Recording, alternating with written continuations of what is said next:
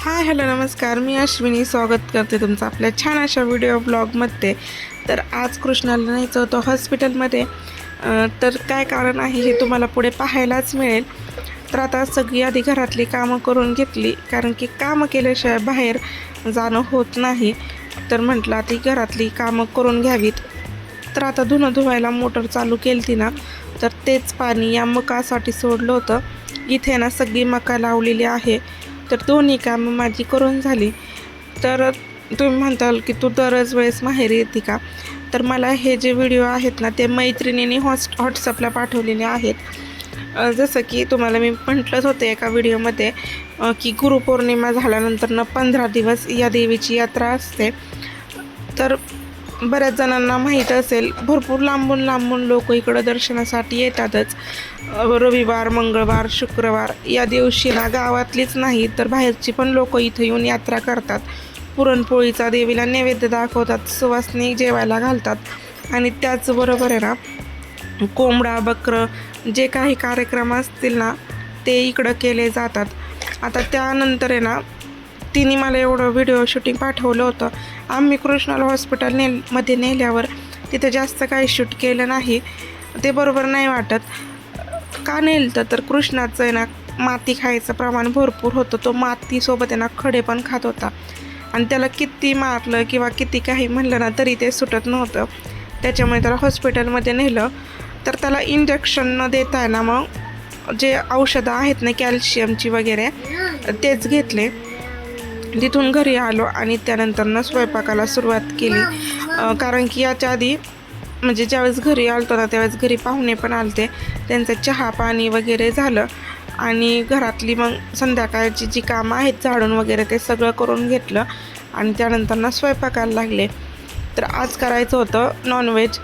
तर मटण आणण्यासाठी ना थोडा वेळ होता आणि कृष्णा पण बाहेर छान खेळत होता. त्याच्यामुळे म्हटलं चला आधी तर आपण भाकरीच करून घेऊ. तर या इकडे ना चुलीवर आता मी छान अशा भाकरी करून घेते. जरी गॅस जरी नसला ना तरी याच्यावर स्वयंपाक पटकन होतो आणि भांडी काळी होतात ती म्हणजेच फक्त तवा. नाहीतर जी छोटी छोटी अशी भांडी आहेत ना जसं की कृष्णाला खायला करायचं, चहा किंवा कुकर लावायचा, तर ते सगळं आहे ना आमचं शेगडीवरच होतं. तर आता चुलीला पण जास्त जाळा लागला होता आणि त्यातल्या त्यात म्हणजे शेगडीला पण जास्त पावर होती. त्याच्यामुळे पटकन अशा भाकरी करून घेतल्या. आता मी भाकरी करत असताना साईचा अभ्यास चालू होता. त्याचा दिवसभरात अभ्यास नाही ना झाला, मग तो संध्याकाळी माझ्यापाशी बसून अभ्यास करतो. आता सगळ्या भाकरी बघा या इकडे करून झालेल्या आहेत. आता आणलं होतं ते म्हणजेच चिकन. तर ते आधी स्वच्छ धुवून घेतलं, कारण की आज आम्हाला जास्तच उशीर झाला होता. 8 वाजले होते. नाहीतर 8 वाजेपर्यंत माझा सगळा स्वयंपाक होऊन जातो. पातेल्याला पण मस्त अशी मी माती लावून घेतली, कारण की मग पातेलं घासायला सोपं पडतं. तोपर्यंत एकीकडे ना मी पाणी पण गरम करण्यासाठी ठेवलं होतं. आता तेलामध्ये छान असा कांदा फोडणी दिला. आता जे आळणी करायला आहे ना आलं, लसूण, खोबरं, कोथिंबिरीचं पण वाटण टाकतात. पण जशी मी इकडे आले का तसं याच पद्धतीने मी करत असते. फक्त जो कांदा आहे ना तो तेलात छान असा परतून घ्यायचा. मटण स्वच्छ धुवून घेतलं की त्याच्यामध्ये हळद, मीठ, कोथिंबीर टाकून ठेवायची आणि त्यानंतर कांदा छान लाल झाल्यावर आपल्याला तो त्यामध्ये परतून द्यायचा आहे. तर आमची चुलीची खूप भयंकर अवस्था झाली, म्हणजेच ती थोडीफार कडेला तुटलेली आहे. तर या इकडे ना मी आत्ता मटण टाकताना ते पातेलंच माझ्याकडून खाली पडलं असतं, पण ते पडलं नाही. तर बघा या इकडे आता त्यामध्ये मी मटण टाकून दिलं. आता ते छान असं परतून घेते आणि त्याच्यावर झाकण ठेवून देते. आता जी वरची झाकणी आहे ना मी त्यातच पाणी ओतून घेणार आहे, जेणेकरून ते पाणी आहे ना लवकर गरम होईल.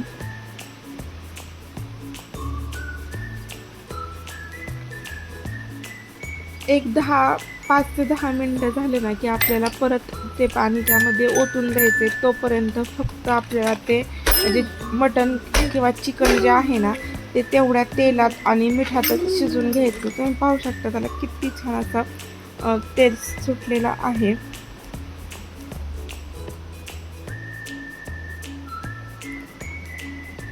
तर आता याच्यावर परत झाकण ठेवून द्यायचं, म्हणजे ते शिजेपर्यंत आता आपल्याला वाट बघावी लागणार. पण मला तरी बाकीची कामं होती, अजून मला वाटण काढून घ्यायचं होतं.